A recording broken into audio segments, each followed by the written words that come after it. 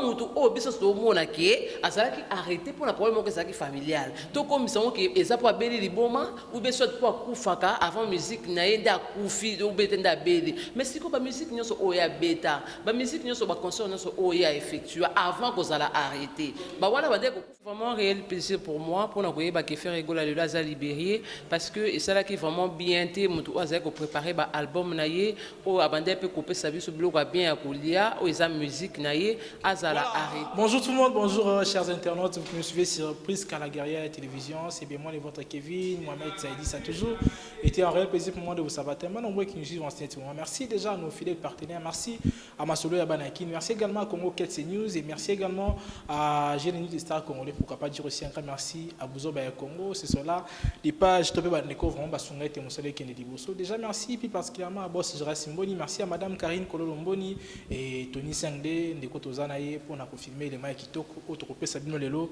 parce que là, sur la piste aux alliés d'actualité, l'actualité nous oblige à rouler la yango, et là, tous les appuis sur le faire rigola. Au Azali, mon quoi, ici en Bocanabiso, mon quoi, bon chanter surtout, Kolobela, mon quoi, bandeko à valoriser la musique congolaise partout dans le monde, et Azaki détenu, Azaki interpellé, ou Azaki ma solo, et Botaki m'a embellé, si c'était qui vraiment la polémique est belé, et les lots, tous les plus, au Azali, libération naïe, l'artiste a été relâché, et depuis hier, le 8e mois, à 6h du matin, l'artiste a été relâché, et famille naïe, bandeko belé, bazaki vraiment, au Azaki, c'est un goma, Kassia, comme on a tendé qu'on a bango, Azaki vraiment libre, et pas seulement de qu'on a bango, mais musicien, on a besoin d'Azaki relâché, les toursolango plus, n'a plus qu'à Catalé à la guerrière, les toursola plus concernant la libération de Ferregola. Déjà, pour ne pas monopoliser ma parole, on sera déjà mon invité, Tomé Kamam Kikosolango. Bonjour, Prisca Catalé. Bonjour Kevin Mohamed, bonjour Nababonné, tu as Prisca la guerrière télévision. Et un grand merci à Tony 5D qui est derrière la caméra, mon réalisateur. Babi, mon big manager, Mikolo manager à moi na poto akisi derrière na kin donc kin tombe makambeze wa beba qui saluke banda Djogo le grand Djogo Luzolo ndo les grands Djogo, ma big cap Nayoana, Shadrach Sefou, bonjour à toi, des gros bisous à vous, en tout cas, Meléa Mokib, Djogo Spike depuis Luanda, un grand merci à toi, Yansu Lutumba MTB, les bébés boss, et Fatia Sombola Lutumba, un grand merci aussi à toi, Kevin Mohamed, pour avoir accepté mon invitation.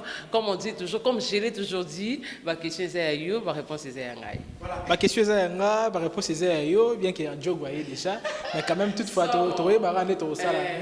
Ramba ou yana ngomba faut choisir ça va préparatif kaka déjà to meka mom ki to kota mom ki na vie ya sujet na biso parce que là Ferregola n'est pas vraiment un citoyen simple citoyen comme ça ça moko ya bandeko le valoriser la culture na biso il y a même tato qui n'est côté particularité ming eza musique na biso lelo autant reçu message que Ferregola za qui relâché vraiment étant nazo une citoyenne et ça qui on en ndeni ko message en tout cas un réel plaisir pour moi pour na koyeba que Ferregola le laza libéré parce que et ça là qui vraiment bien té mutu azako préparer ba album naye o abandé peut couper sa vie sur bloc bien akolia o eza musique naye azala arrêté pour un problème familial ou ils ont qui vraiment temps en tout cas ça là qui vraiment bien mais lorsque j'ai appris qu'il a été libéré, en tout cas c'était vraiment un réel plaisir pour moi et surtout du côté artistique je suis vraiment contente parce que notre artiste est enfin de retour. Okay. Voilà, notre artiste est en fait de retour mais déjà tout est maintenant plus côté à Masolo parce que là déjà son avocat a expliqué déjà ici que non Ferregola vous allez relâcher oui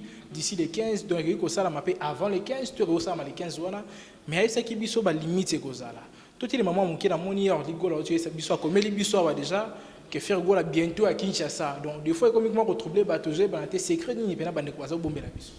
Ouais, en fait, avocat Koko Lobanae, bon, on dévoilé nous sauter parce que Ferregola pas un ennemi. Hormis arrestation des acquis familiales, mais il a aussi des ennemis au bazar, bah collègue né à Moussala. Bah avocat peut pas jouer à la stratégie. À Koko Lobayango bongo pour ne pas éveiller les soupçons, pour ne pas éveiller ce combat Moussous. Comme il a dit que Ferregola sera bientôt de retour, oui, ils ont obligé face à un retour. Ah, la Kinshasa. Pour dire qu'il y a déjà liberté provisoire. Ils ont conditionné. Oui, et ça conditionné, on ne refuse pas. Mais je ne pense pas que Bakatela qui na Kinshasa comme matin de qui pasteur Mike Kalambe Bambo comme ça comme matin, je ne pense pas. Je ne pense pas que interdit ça que Kinshasa pour Kinshasa esa place oye à ça là comme ça là.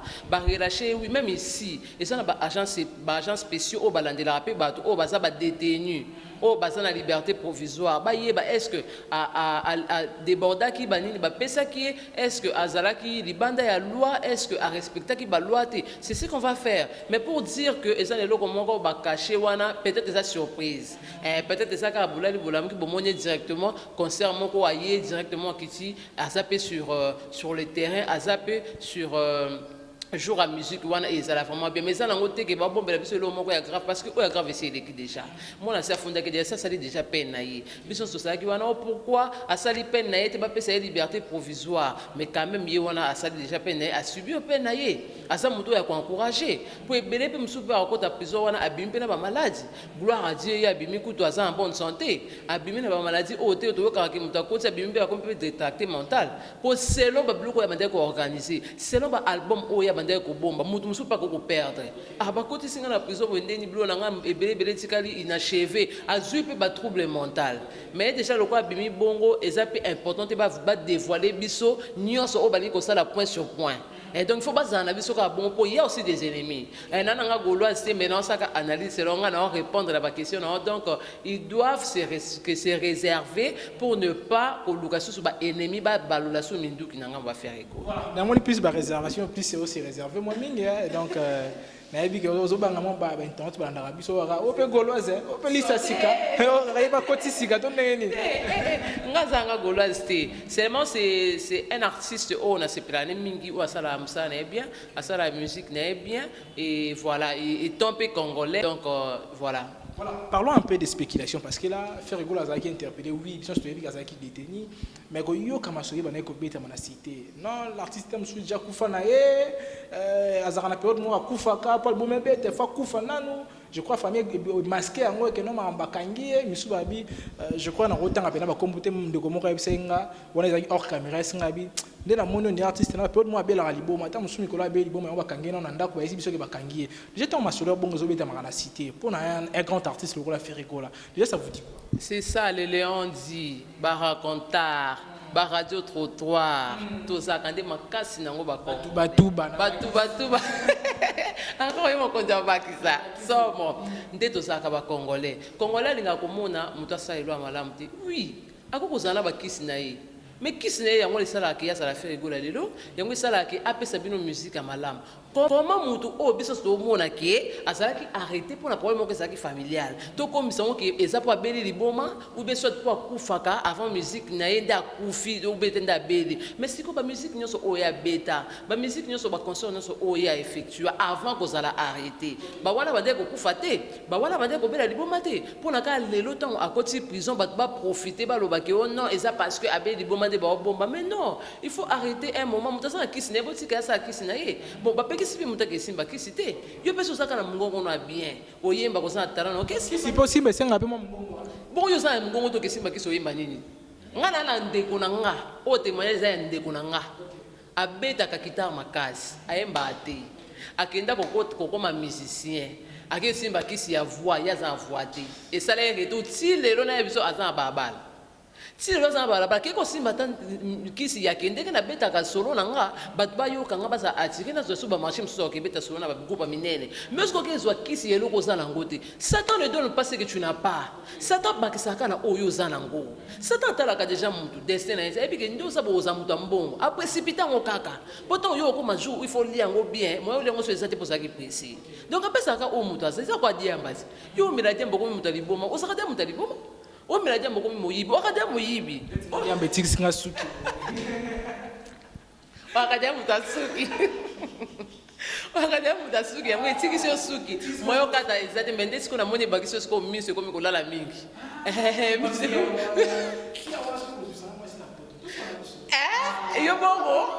yo bongo na mosi na poto bongo na TV Etalio Kevin. Donc c'est ça. Parce que quand on a spéculation, on a yangoté, qu'on a des artistes, on a yangoté, faire go là où tu n'as place à passer. En tout cas, il mérite le soutien de tout le monde. Malgré ma rancune, malgré ma défaut, n'est pas ça, pas ça, défaut, ça peut ça, mais il mérite quand même le soutien parce que l'humanisme, il faut s'adapter à être humain. Mais à quoi il y a mon temps, dans la place, ça va passer beaucoup mieux que Baxi, sous Yangwa, Koufaki, Bombi Batou, Abelaki, bon pour le concert, vous avez prévu un athée bateau pour le bongo. Vous avez prévu, ceux qui vous avez une vidéo, boye bola question que non en tout cas vidéo yango nga na filma ki ndenga kufi avant concert to sera on banali solo ba comment faire gola yo ko sape makamba boye o ba vidéo to moni que abeli boma bakange pe na ba chaîne avant concert to lobelango mais tant qu'on n'a pas vu ça arrêtez un moment et ça la bien ta sape humain et ça bien tout ça un peu de compassion yango ça la ke artiste na biso bakabaso na nzela te o kapelo te po bolinga na bino ete abo ne yaza na hypocrite. Donc il faut qu'on aide les artistes qui sont de l'avant. Certes, faire un goal à aussi que si bien peut-être à Cana qui était qui n'a fait comme mais c'est commis parce que pas à ça qui a commenté qui erreur, a commenté qui imprudence dans le bas par rapport à la loi bamboka na bango à quoi comme monter le quoi na biso. Mais comme il est déjà libéré, tout c'est ce qu'on dit à repasser biso dans l'avenir. Musique est qui suspend. Tout à la siko est-ce qu'il faut évoluer nango tout est quelqu'un suspend libéré là. Voilà, parlons un peu de soutien. Je crois qu'on fait rôle à qui interpellé. Il y a eu tellement de musiciens qui ont fait des vidéos, il y a soutien. Déjà, il y a des choses qui sont déjà Kofi Olomide. On a dit papa, il est beau, c'est là qui est vidéo. Il y a des vidéos après. Mais là, on a dit que personne n'a qu'à dire que les musiciens congolais ont soutenu qui fait rigoler. Et tout le monde a soutenu kaka moto a violaki to moto a bundaki yele ko zaki mambo ya famille car famille nende apporter soutien na biso famille na bagola mais na libanda na cercle ba musicien ta moto moko ta soutenir faire rigola d'un côté peut-être que na ça c'est moto ba ingratitude mutasi ba soutenir ki bango si en tout cas ngamo pe na zaki ne sengote ya omona en tout cas bagolo ba na faute te ba na raison a fait rigoler zaki vraiment abandonné Kevin même na ba médias français. Non, tout le monde a un dossier à faire rigoler la TVT. Même dans les médias, il y a RTNC, les médias locaux. Tout le monde a un dossier à faire rigoler. On va comme Kolobela, ceux qui sont rappelés que nous avons violé, qui nous avons bomba, qui va comme Kolobela, moi aussi, ça m'a fait choquer. Comment nous avons Congolais, as artiste, musicien, nous n'avons pas icône et mboka oyo. Comment dossier n'est pas délaissé, qu'on a abandonné. Tout le monde a un lobby qui fait le média, qui a lobby là qui a après, gouvernement. Ils ont quitté, mais ils ont raison, ils ont quitté. Je ne sais pas pourquoi ils ont fait ça. N'a évité ce qu'ils avaient une stratégie, na avocat, n'a évité soit des allaient car délaisser qui est na propre sort naie, mais ngamo pe na regretter qui n'a on a séparé na ngoté. Parce que faire quoi la ça mutu mukiete. Quel que soit les cas, as artiste et musicien munene ya mboka na biso, o asala pe ba œuvre o etika la pe. O pe ba œuvre atali lo azate e banda ko ganga. Mais ko mona e ko sala délaisser, ko sala abandonner même ngape e choka et même si na zanga goloisité, mais e choka nga quand même. Baza na raison côté wana. En tout cas ba déclaration mais il ne faut pas bongisa. Baranking auto salaka ezalaka to sango pona musala e ko makati na mutema te donc lelo auto ko mona pe fe ko la bat ba bete pe masasi na nzira bande ko ne ba tika ba ko telete ba tika na propre son na ba bete masasa kufa na ba tika kufi na po peut-être balinga kete c'est pas bien et pourtant bobo sana ki asa être aimé bobo sana ki asa congolais le ko abiso il faut te soutenir congolais il faut te aider ce congolais o asa na tanga passe ils ont raison et nga pas encourager bon baza en raison ko ba bongo il était vraiment délaissé. Wana ezali plus ezali opinion na yo nga na temi na nga wana te OK na temi na nga wana te mais déjà plus que katalea to solo la moi moké to solo la vraiment faire ego là aujourd'hui yo mo lobi que non ba imaginer la guerre na ba médias français te après c'est bébé ba imaginer la guerre mais là nga kuna surpris ya komona maman Marine Temi ba diffuser lobby na TV5 Monde oui maman Marine Temi na bien bosso na bien. Maman Marie Gout va mettre sonner à TV5, mais faire rigolo à la bête. Yango na olobate, je ne sais pas pourquoi basala ki yango. Même un moussous qui vient à la paix, un moussous bamoni que ça dossier à famille pour ne pas humilier plus l'artiste batiki yango. Pour les dossier mo que ça entre papa na mwana na ye. Dossier ba viol ezalaka aime soit violé mutu mo kaza inconnu, même soit violé mutu mo basaki danser, sto mutu mo aye vraiment ko lobela likambango. Mais la ka faire rigolo peut-être basala ki pour ne pas léser notre artiste et musicien, pour ne pas aussi exposer l'enfant. Pourtant bazo exposer moi na mingi bana moi na pe côté musu baninga ba koma kolakise misapi osali papa na yo batu pe balinga ko mozir batu mingi na TV baninga pe baleka to mozir yo osali papa na yo pona nini osala malédiction okosana lipambolité peut-être ils ont fait ça pour komeka un peu ko battre la réputation ya artiste mais maman Marine ndenge ba lobeli wana ba mo ba yebeli pona nini ba lobeli na ebité pona nini ba sala ngo bon mais pour faire ego là je peux être aussi na ngamu na bango peut-être ba sala ki bon pona ko battre la artiste et musicien na biso. Okay. Mais déjà parlons un peu de dynastie où les albums faire ego la skile qui va na marché total rythme album et bimagi nango nandenge faire ego la zaki interpellé est-ce que baisse régime et ça la magité que non bande bazo consommer sous par rapport aux artistes et moi zaki di bana si baisse ça qui même remarquable baisse ça qui vraiment parce que mutu ye moko soka sala na eloko na yende ikendaka avant e oka toteka biloko ti nga na kotika mutu aoteka ndenge moko te na nga moko so naza sur place mosusu bato baolinga kolia to bato baolinga kosomba biloko wana mpo baomona nga moko naza wana na mwa bamotivation na nga eyesa bango bien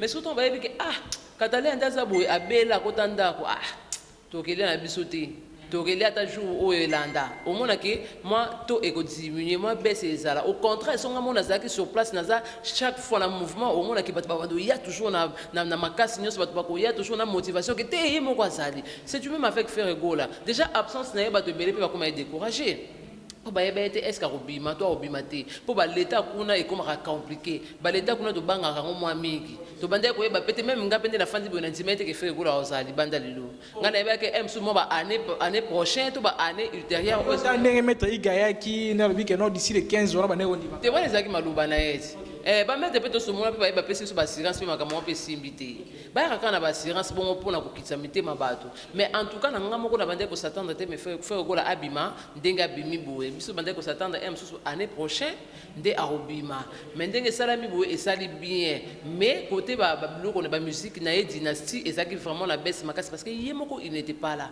ye moko ayebi ndenge nini agéraka na bamanager na ye ye moko ayebi ndenge nini agéraka na baproducteur na ye ye moko ayebi ndenge nini agéraka na baplateforme nyonso oyo batravaillaka donc absence na ye esalaki mpe mosusu plateforme moko elemba esalaki mosusu manager moko alemba na traité na bato na ye ndenge nini na traité na porte parole na ye ndenge nini mosusu traitement na biso ezala bien te par rapport à traitement direct na ye ndenge omonaki mosusu esalaki bus boye mais ndenge ye moko aye on s'attend seulement qu'il ait remonté ponte bisika dynastie kitaki à matsango les sous à fournir sous effort et les kasu makasi. OK, toi me confond la parenthèse yasika déjà tokangi côté affaire école to pour ça muké déjà na lo baguerre ils avaient envie et dire ngezonga ba réactiver les biso ngo guerre niki menga Barcelone nana ketchup bafana.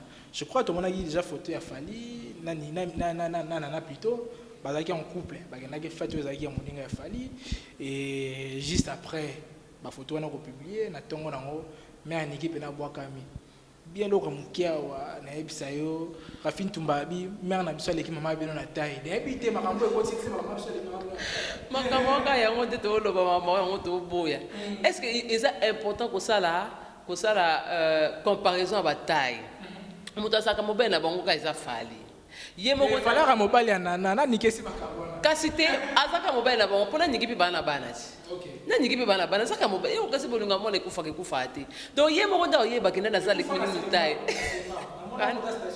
longwa kebe na olanda te donc ye moko Fali nde ayebi ke nani aza aleki nani na taille mpo soki ndenge olobi wana ke bakabwana kala comment te comparaison les en sens te comment beaucoup ba ke maman biso aleki maman abino na tête tant que bazala asuti wana Rafin Tum et moi te que ça en sens te babilo ka bonde to komi ko telema na YouTube to sala lelo to moni mutu akeye asali abimi na asali sorti na ya ke so na piscine to encourager asali sorti na piscine et alati na ba bigini na c'était nécessairement important maman ya ajoana o azana pana déjà mikolo ala tandinga lati ala poto ti poto ndelo bini ya kuna ba moyi le ka makasi malile le ka makasi azo zwa mwa moyi azozwa ube soki malili eleki makasi azozwa mwa moyi ebeta ye soki moyi eleki makasi aoleka mwa mopepe tout est permis la bebo esaka mama ye kuta sa mwa moke bongo bakokolola omona bango na bikini na kati ya baplage wana bango toloba na bango te mpo bazala na posa mindele yango toloba na bango te lokwa ye aza babantu mais bantu asi akomi daya kuna fa adopter système akunadi bongo ye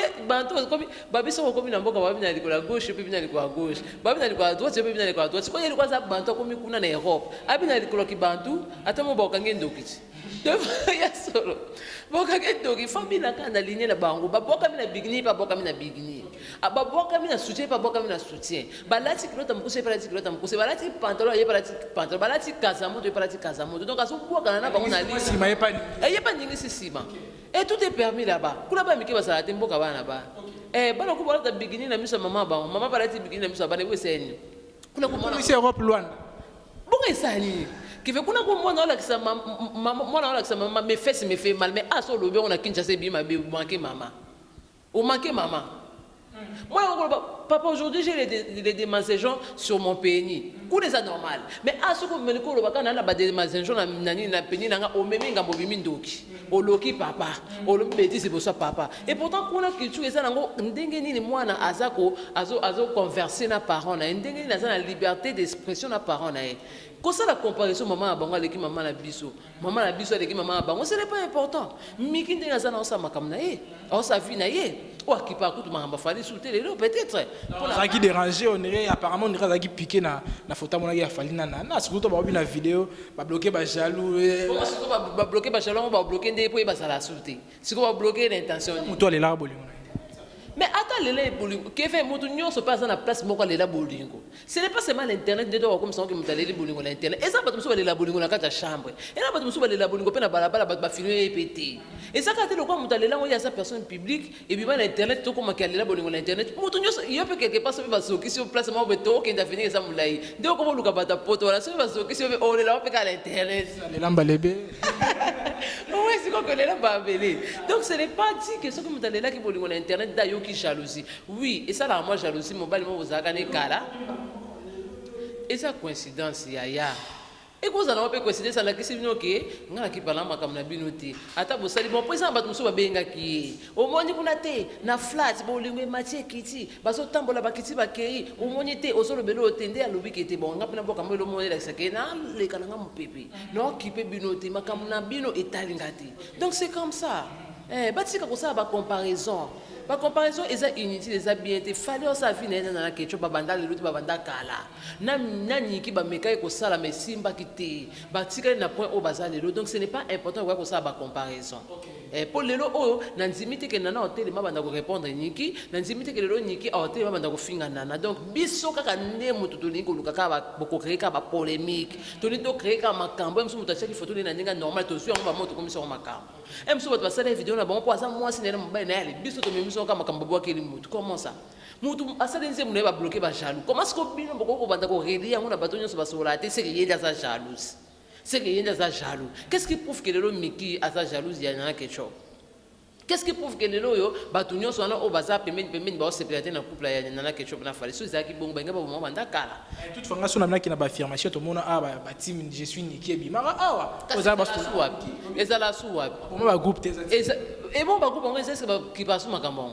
Ba groupe ça na me ba ki passe makambo na. On banga sko makambo ya réactiver makambo. Tenga na nzimite ba mikolo ba je sais que ba mikolo so ba sexe makambo blo abuina EPTM so bozaka na besoin comme la bongo zo na sous actualité pour ata ba sali bongo te comme moi zaka na actualité mais ce ko bato o ba koluka ba zo so ça des bato ba zaka na ba groupe pour nga ko zana likamna na lingeza na en public te mais bato ba zo na torenga de ba koluka ba comme ça en public donc les ce qui est réfère surface c'est que ça bato o ba zaka na ba groupe on a te ba koluka ba pesa moto pour ça ka bombe ba pesa moto pour yena nzina na ta ka ya otinda ba bo finga. Pour ce que ça passe à ma finga, banda kala na linga ba de continuer kana ma finga, alinga ba de continuer na ba jeton. Ce qui prouve que atia na c'est akipaso makamate donc lelo ce que zongi c'est que batu wana ba saka pemena ba onde ba otinda ba zonza. La guerrière, je crois, et monsieur Commune, on a su casser. Il y a qui enregistre des descriptions, il y a un qui est kato là. Et déjà, s'ils font là, c'est un message. Surtout dans Bagolois, Bandekoni, on se passe peu de l'eau, Naboye, il y a fait rigola. Babiki Jésus, il ressuscité, les tombeaux est vide. En tout cas, félicitations à Bango. Ouais, il est ressuscité, quand Jésus des nuances. Il est ressuscité. Oui, non, tu dois voir, il y a fait rigola, tu n'as qu'une chasse. Pourquoi ça polémique? Tu dois doubler, tu es la cause de polémique, tu es dans le lieu, c'est vrai. Non, tu dois voir, il y a fait rigoler. Aussi au monnaie. Aussi au soir. Oui, il fallait aussi ma minene. Il y a des artistes et musiciens à Bissau. Non, on peut te voir falité. Si, en tout cas, depuis que j'étais salué, respecté, mais depuis que ça voix, surtout que tu as la bien, et ça peut avoir falité. Et ça peut avoir fallu. Ah, bouchou de l'eau. Ah, il y a tika. Non, tu dois voir copie collée à falité. Depuis non, tu dois copie collée à faire rigoler. Donc, tant que Jésus est de retour, le tombeau est vide. Réellement, il est de retour. Pour te mêler, là qui est un concert à Wenga, ceux qui Jésus a Zalaki, moi concert Pengue Samuel. Concert à Wenga, c'est déjà les derniers fils à Wenga, Mata qui va na yembi. Mais il y a sa vérité, il y a sa dernier fils. À Sala qui peut parler. Mais il y a personne qui fait même ce pas sa deuxième fils, ton troisième fils, il y a pas de gars qui comme libanga na ye. Alors bato pe belé ba regretter que comment Jésus a ça été. Donc eza esengo pour na ba Gaulois et puis pour na ba Congolais. Na ba Congolais o ba consommer ka bonne musique. Ata comment ça ba musique au bleu bon na ngoma be mais quand même par rapport à voix et manka qui bato belé. Par rapport à nenga ça la makamango et manka qui bato belé. Donc c'est vrai, Jésus est de retour, le tombeau est vide. Que salutations de Kabbalah. Merci beaucoup à toutes ces personnes qui ont été branchées, scotchées. Surtout, un big cap encore, big manager Mikolo, Yende Poto Nakatiaki, Mikolo Bokoka. Vous serez va sentir les grands Joe Goluzo Londo, na pointe Yewana, Babi Jonathan Sambou. Jonathan Sambou, Azawana sur le terrain et vrai youtubeur, youtubeuse Nyonso, Bambo Tenabino et merci aussi na réalisateur Nanga, les grands caméramans Tony 5D, Papa na Divina Divincia et un grand merci aussi à toi, Kevin Mohamed, pour avoir pensé à moi et pour avoir accepté cette invitation.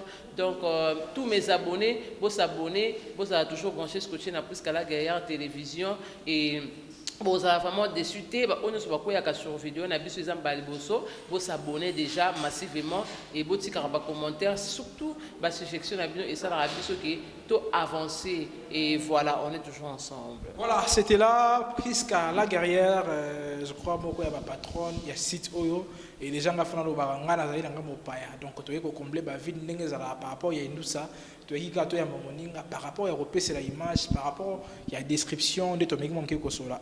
Je crois ezaki ngai wabino Kevin Mohamed et Tomeki Monke Kosolana de Kolanga Prisca Katalea et merci déjà à tous ceux-là qui nous ont suivis du début à la fin. Ba vraiment de bango wana bandeko ba soutenir biso ba na rappeler émission tant à cliquer à oser la tirer aussi la na ba pib atalaka. Donc bandeko vraiment de bango wana et déjà merci à vous, merci déjà à mon boss les patrons Jérès Mboni, merci à madame Karine Kololo Mboni, merci à Trésor Batanga na Katia Texas, merci à Levier Ngimbi toujours na Katia Texas, merci à Rachel Ngoy.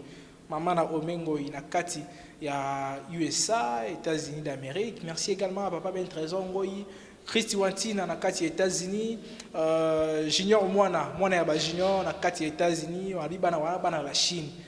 Junior Mwana et merci également na bandeko nyonso ba continuer ko sunga musala oyo louange tutala. Ndoyi ya moto na kati ya États-Unis toujours. Mikolo comme la liste à moulay États-Unis pardon, mamango père mystique na ngina ko ba ngamba ba Grèce. Nous avons rappelé la Grèce. Nous avons côté aux États-Unis, nous avons les États-Unis. Bon, toutefois, nous avons déjà merci à Tony 5D pour l'image. Et c'est là qu'il y a toujours une fois de plus Kevin Mohamed, et aussi Céléma et Lelo. Et tout le monde a avec un nouveau numéro. Et d'ici là, portez-vous bien. Bye bye.